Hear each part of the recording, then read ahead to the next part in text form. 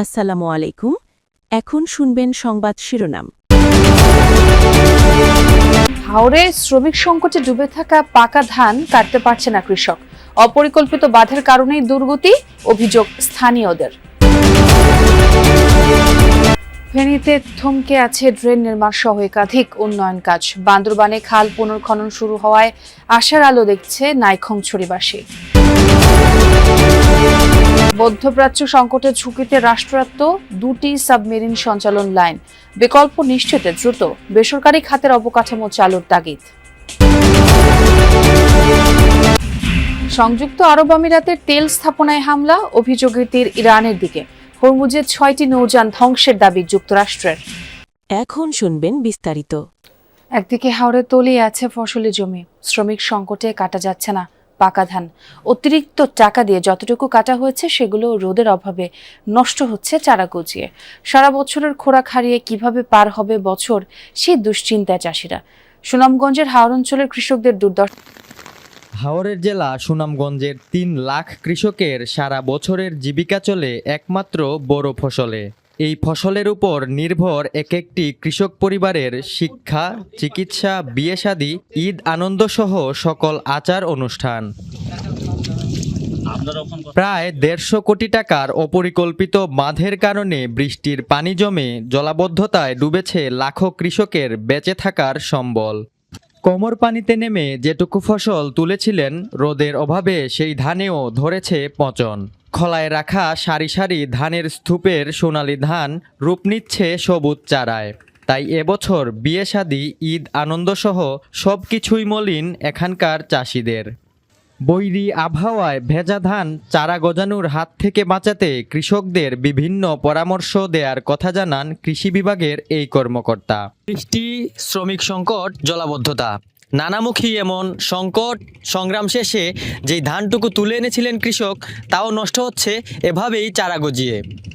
সর্বস্ব হারিয়ে নিঃস্ব হওয়া সুনামগঞ্জের কৃষকদের এখন একটাই চাওয়া, সরকার যেই সহযোগিতার আশ্বাস দিয়েছে তা যেন দ্রুত এবং সঠিকভাবে বাস্তবায়ন হয়। এর মধ্যে যেহেতু বৃষ্টিপাত নেই, সে কারণে ধান শুকানোর যে প্রক্রিয়া সেটিতে ব্যস্ত আসলে এখন কৃষকরা চাচ্ছেন, যেহেতু গত কয়েকদিনের টানা বৃষ্টিতে তারা যে ধানটুকু হাওর থেকে সংগ্রহ করতে পেরেছিলেন সেগুলো আসলে। ফেনীতে চাঁদার জন্য থমকে আছে পৌরসভার গুরুত্বপূর্ণ ড্রেন নির্মাণ সহ একাধিক উন্নয়ন কাজ। এতে অনিশ্চয়তা পড়েছে হাজার কোটি টাকার সম্ভাব্য উন্নয়ন পরিকল্পনা, যে কাজে অর্থায়ন করছে বিশ্ব ব্যাংক ও বাংলাদেশ সরকার।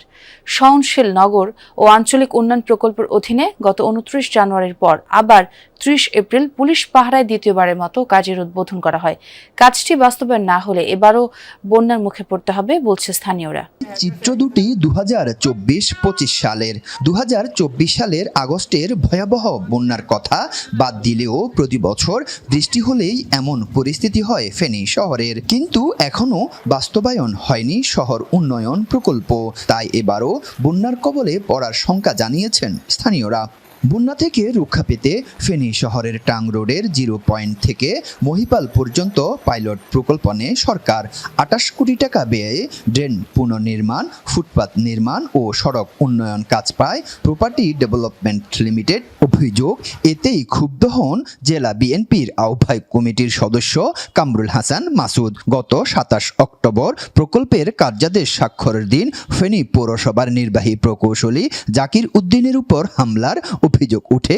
এই কাজটি এর আগে 29 জানুয়ারি উদ্বোধন করা হয়েছিল। ঠিকাদারি প্রতিষ্ঠানের অভিযোগ, কাজ শুরু করতে গেলে বাধা ও হামলার মুখে পড়তে হচ্ছে তাদের। কিন্তু এসব ঘটনায় কারা জড়িত সে বিষয়ে কিছু বলতে রাজি হননি প্রকল্প কর্মকর্তা। কাজ চালিয়ে নিতে চাঁদা দাবি করা পক্ষের সাথে বসে সমঝোতা করেছেন পৌর প্রশাসক। তবে সেসব ব্যক্তি বা দলের নাম না বলে কৌশলে উত্তর দেন তিনি। আর পুলিশ বলছে কেউ যেন কাজে বাধা দিতে না পারে, সেজন্য থাকবে নজরদারি। এদিকে ফেনী শহর ব্যবসায়ী সমিতির আহ্বায়ক ও জেলা বিএনপির সদস্য সচিব আলাল উদ্দিন আলাল জানান, যারা হামলা ভাঙচুর করে উন্নয়ন কাজে বাধা দিচ্ছে তারা ফৌজদারি অপরাধী। দেশের সাবমেরিন কেবলের সঞ্চালন ব্যবস্থা নিয়ে উদ্বেগ বাড়ছে।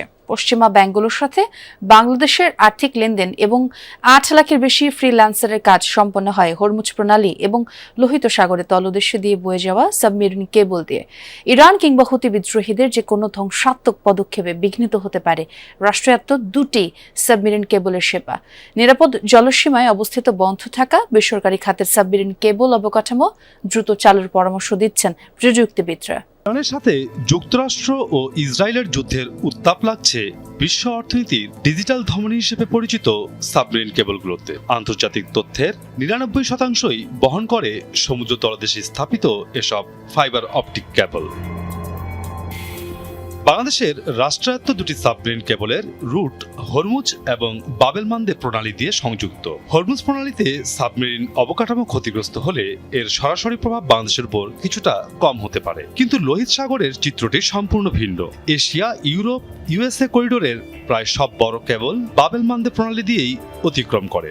ইয়েমেনের হুতি বিদ্রোহীদের একটি মাত্র লক্ষ্যভেদী আঘাত বাংলাদেশকে ডিজিটাল অন্ধকারের দিকে ঠেলে দিতে পারে। বাংলাদেশ বর্তমানে প্রায় 9000 জিপিএস ইন্টারনেট ব্যান্ডউইথ ব্যবহার করে, যার মধ্যে প্রায় 600 জিপিএস আসে সরাসরি আমেরিকা ও ইউরোপ থেকে হরমুজ এবং বাবেল মান্দে প্রণালী হয়ে। সরু জলপথ দিয়ে আসা এই 6 থেকে 7% ব্যান্ডউইথই বাংলাদেশের ডিজিটাল অর্থনীতির অক্সিজেন। পশ্চিমা ব্যাংকগুলোর সাথে লেনদেন এবং 8 লাখের বেশি ফ্রিল্যান্সারের কাজ এই পথেই সম্পন্ন হয়। আবার উত্তপ্ত হয়ে উঠেছে মধ্যপ্রাচ্য পরিস্থিতি। যুদ্ধবিরতির মধ্যেই নতুন করে পাল্টাপাল্টি হামলার অভিযোগ উঠেছে। সংযুক্ত আরব আমিরাতের দাবি, সোমবার ইরান থেকে ছোড়া ড্রোন ও ক্ষেপণাস্ত্র হামলার লক্ষ্যবস্তু হয় তাদের তেল স্থাপনা। 3টি ড্রোন ভূপাতিতের কথাও জানায়। ড্রোনের ধ্বংসাবশেষ থেকে আগুন ধরে যায় ফুজাইরা পেট্রোলিয়াম স্থাপনায়। একে বিশ্বাসঘাতকতা আখ্যা দিয়ে পাল্টা জবাবের অধিকার রয়েছে বলে জানিয়েছে আমিরাত। যদিও এখনও হামলার দায় স্বীকার করেনি তেহরান। যুদ্ধবিরতির মধ্যে এখন হামলার তীব্র নিন্দা জানিয়েছে মধ্যপ্রাচ্যের বিভিন্ন দেশ। অন্যদিকে প্রজেক্ট ফ্রিডমের আওতায় ইরানের 6টি ছোট নৌযান ডুবিয়ে দেওয়া হয়েছে বলে জানায় যুক্তরাষ্ট্র। বাণিজ্যিক জাহাজ চলাচলে বাধা দেওয়ার চেষ্টা করায় এই হামলা বলে দাবি সেন্টকমের। বৈশ্বিক সংকটের পাশাপাশি রাষ্ট্রায়ত্ত দুটি সাবমেরিন কেবলের বর্তমান সক্ষমতা নিয়েও উদ্বেগ আছে। দ্বিতীয় সাবমেরিন কেবল সিমিউ 5 ইতিমধ্যেই তার ধারণ ক্ষমতার শেষ সীমায় পৌঁছেছে, আর 20 বছরের পুরনো মেয়াদ উত্তীর্ণ প্রথম সাবমেরিন কেবল তার জীবনকালের শেষ সময় অতিবাহিত করছে। বর্তমানে ব্যান্ডউইথ চাহিদার 55%ই ভারত থেকে আমদানি করা হচ্ছে। প্রযুক্তিবিদরা বলছেন, এতে একদিকে বৈদেশিক মুদ্রার অপচয় হচ্ছে, অন্যদিকে ডিজিটাল নিরাপত্তা হুমকিতে আছে। প্রাইভেট কেবল সিস্টেমের উদ্যোগ নেওয়া হয়। এর আওতায় 3টি বেসরকারি প্রতিষ্ঠান নিরাপদ জলসীমায় সিঙ্গাপুর হতে বাংলাদেশের দিকে 2000 কিলোমিটার কেবল স্থাপনের কাজও শেষ করেছে, যা এশীয় ডেটা বিনিময়ের মূল কেন্দ্র সিঙ্গাপুরের ইকুইনিক্সের সাথে সংযুক্ত। মিয়ানমারের সমুদ্রসীমা এড়িয়ে আর মাত্র 1300 কিলোমিটার পেরুলেই এই কেবল কক্সবাজারে পৌঁছবে, কিন্তু অন্তর্বর্তী সরকারের আমলে এই কেবল স্থাপনের কাজ বন্ধ করে দেওয়া হয়। এখনও অনুমোদন মেলেনি। প্রযুক্তিবিদরা মনে করছেন, এতে ইরান, যুক্তরাষ্ট্র ও ইসরায়েলের যুদ্ধের ফলে চলমান বৈশ্বিক ঝুঁকি যেমন এড়ানো যেত,